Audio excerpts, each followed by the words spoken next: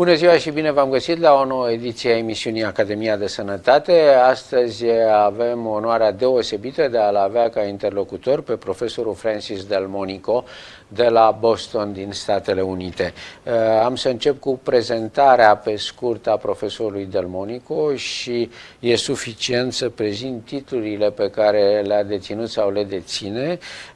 Profesorul Delmonico este profesor de chirurgie la Harvard Medical School din Boston și funcționează la faimosul spital Massachusetts General Hospital. În același timp este Chief Medical Officer, deci șeful băncii de organe din New England, deci din regiunea de care aparține orașul Boston.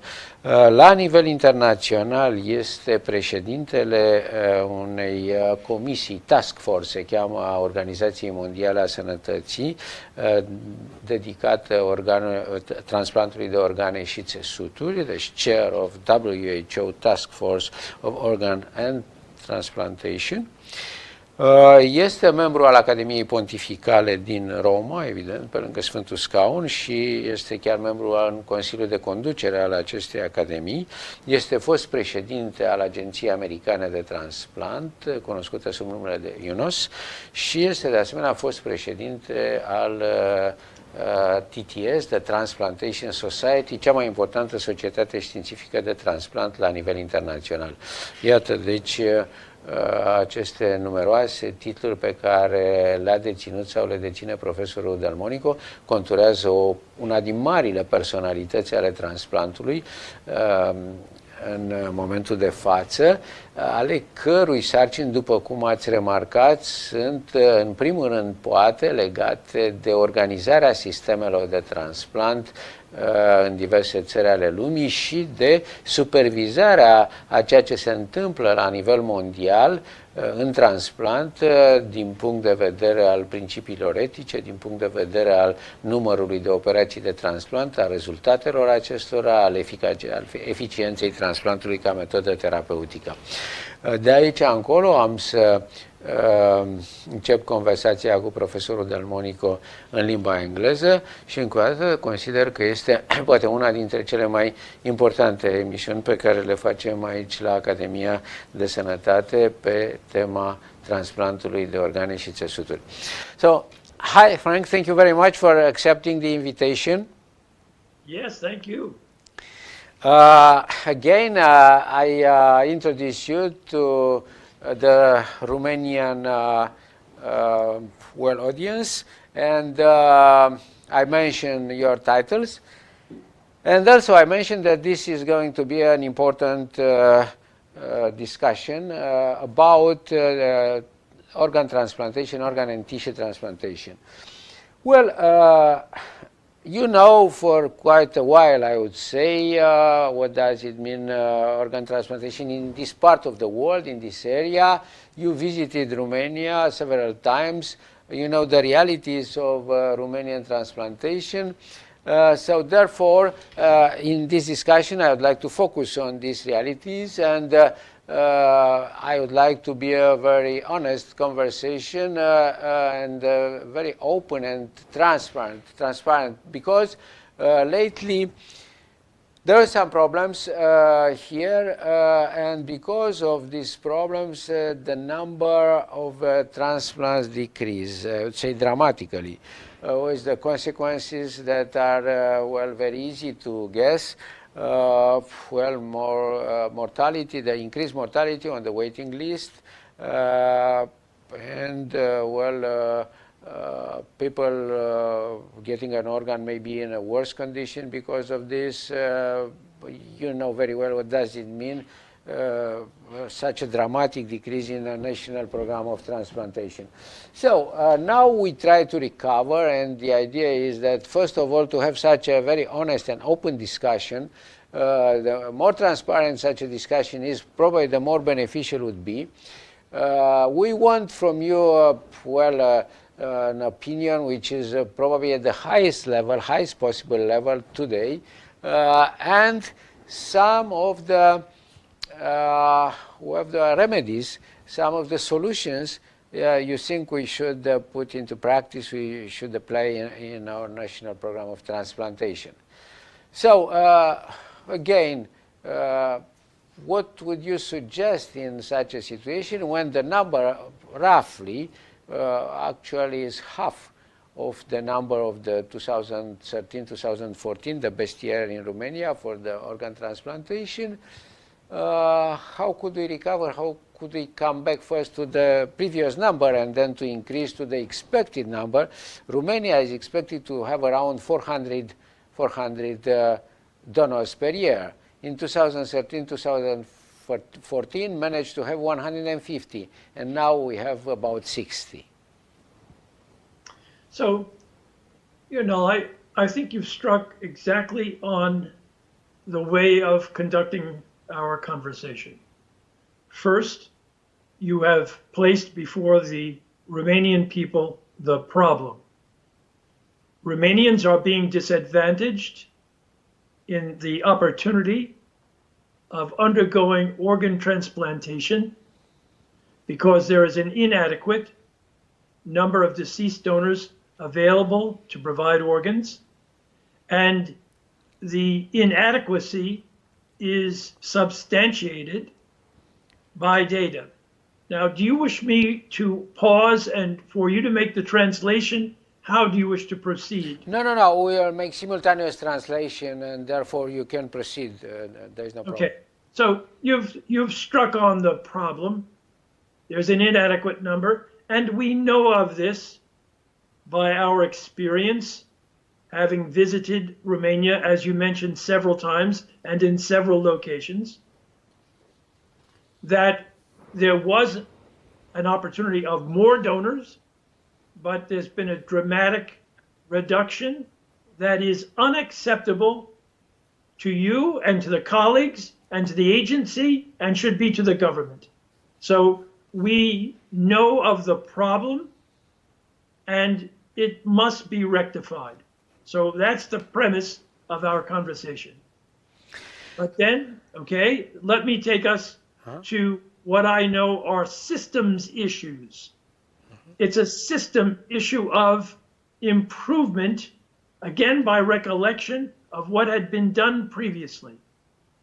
In the time of the administration of Minister of Health, Chepoi, he made certain that there was a coordinator present in the hospital, of select hospitals, that we knew would have brain dead patients with devastating brain injury, fulfilling the criteria of death by an absence of brain function.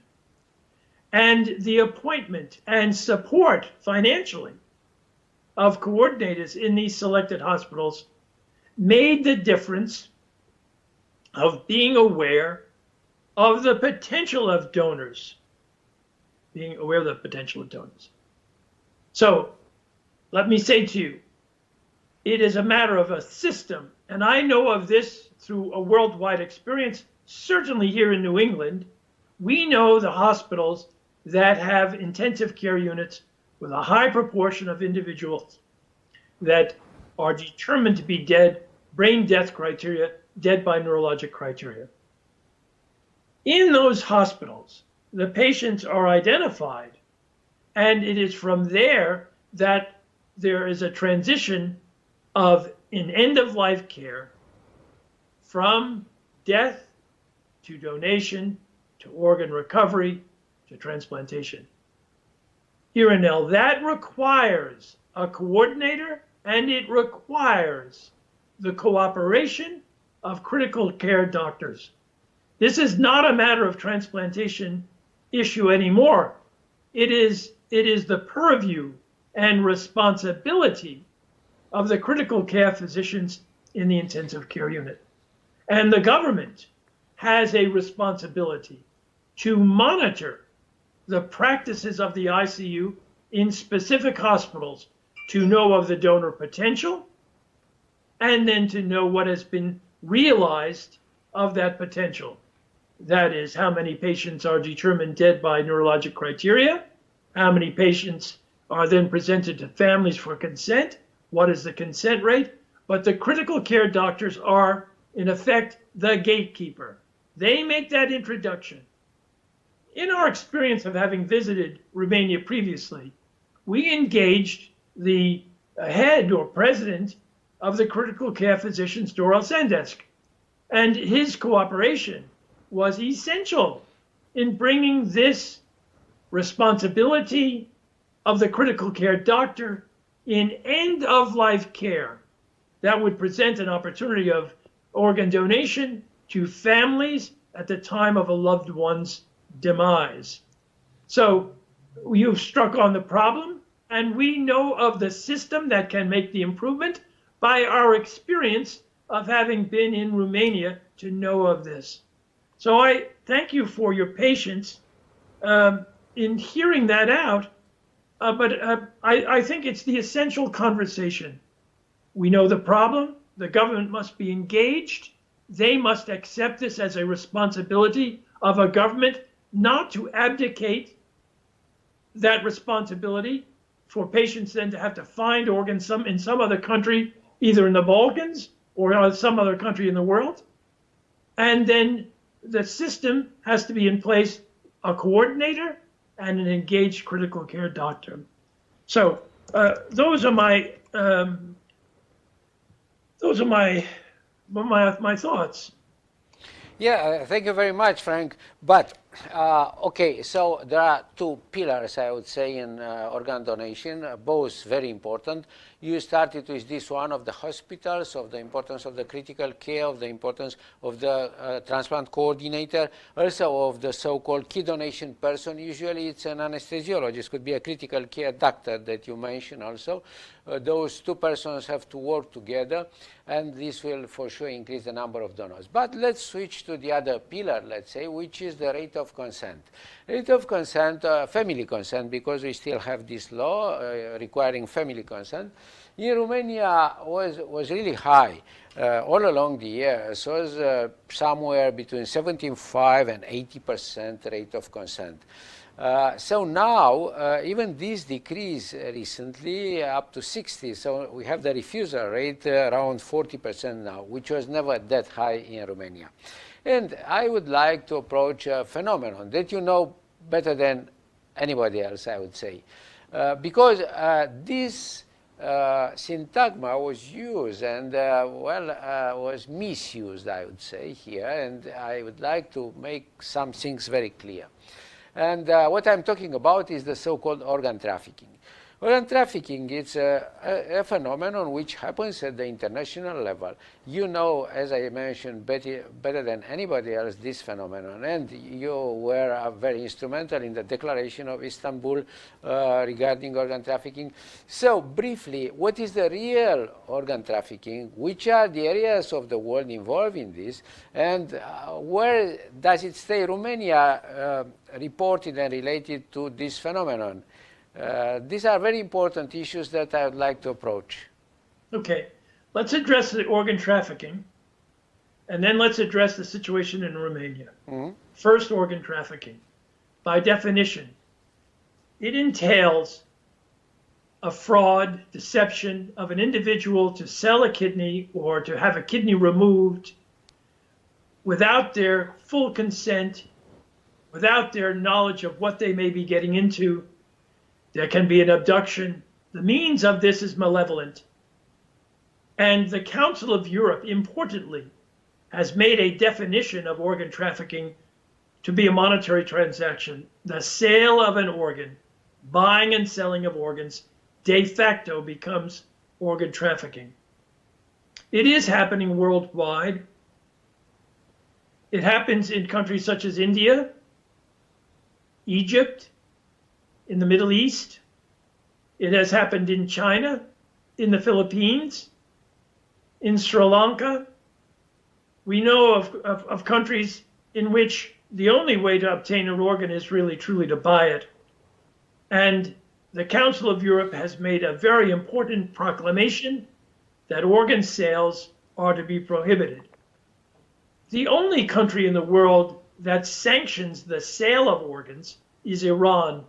And even there, in the more recent years, our Iranian colleagues have rejected this approach and are now increasing deceased donation greatly in two particular cities, Shiraz and Tehran, that has taken Iran out of the category of the worst in the world to now trying to make a great improvement.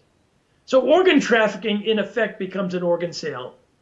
And someone is victimized, they are in desperate need, it's a poor person that now has a kidney removed for the objective of obtaining some money, and usually, as has been the experience, the money isn't delivered, not enough money is given, there's a deception about what may ultimately be obtained and the amount of money that then brings this to the government's attention. And it's happened in India and Sri Lanka. I can just a notable place in Egypt, where doctors were very much involved in university hospitals in Cairo in having people sell their organs. Migrants have been the victims trying to get into Europe and selling their kidneys in Lebanon and in the border of Turkey and again in Cairo. That's the organ trafficking piece. There's another element that I think is consequential in Romania. It's an issue that you brought to attention in our recent conversations and in our correspondence. And that is, there's a perception by people within Romania that highly noteworthy individuals may have an advantage in obtaining a deceased donor organ over another individual because of their notoriety, their societal status, they've acquired fame, and there's this perception that they have an advantage over the common Romanian person to get an organ. That's another issue of importance when reflecting upon the consent rate. I would say today that most people know another individual that's in need of an organ transplant. And if the patients of Romania are not going to have the consent and the voluntarism, the donation of the Romanian people, then they're not going to be able to get organ transplants. This was an issue that we've faced in a country such as Israel. The same we're now facing in China. The people of China must come forward to donate, and that's happening. This year we'll have over 6,000 donors in China. The people are coming forward in China to donate. They know others that are now on the list. Similarly in Romania, I'm sure it would be the same. Patients are now known within family, within friends, within the workplace in need of organ transplants. And the national agency must make, again, a very important promulgation of the importance of being a donor. And so I would say we've defined organ trafficking, it's a monetary sale. It's illegal in Romania. And yet Romanians may have to go off to another country to buy an organ because there's an inadequate number of organs available in Romania. And the second piece, it's a matter of trust. The people of Romania must trust the system that organs are being equitably distributed. And the agency has to come forward and make that proclamation with assurance that this is now happening. Those are my suggestions. Yeah, thank you very much. So, first of all, as you mentioned, we should divide into actually the idea of fairness in organ transplantation. One part is this the so-called organ trafficking, which is a phenomenon that does really exist in certain areas of the world. But again, I'd like to have your approval. As far as I know, Romania was never mentioned in related. That is not part or is not mentioned ever related to this phenomenon of organ trafficking around the world. So just to dismiss this idea and then to analyze the other one. So to concur exactly with what you said, in our previous visits, we never encountered circumstances where we had become aware of the buying and selling of organs in Romania. So I have to say to you, I agree completely. And I don't think that that should be the I don't think that's the concern. I'm sorry, that's gracious. What's that phone going off? Hold on. Forgive me, Irinal. Just hold on. You know, Yeah, that's okay. That's okay. Helen, 1 second. I'm on a phone call with Romania. Let me call you back in just a few minutes. Thank you for your patience. Sure. Bye. Irinal, that's not been the concern. I think the issue is that you struck on earlier. It's a trust in the system that the organs are being equitably distributed. Okay. But it's also an important element here. You've got to promote organ donation in the country to say, look, your countryman, your family member, right? You know very well that organs are needed. Why should there be any refusal these days? There shouldn't be. And we need to improve the consent rate greatly so that organs can be available for transplantation.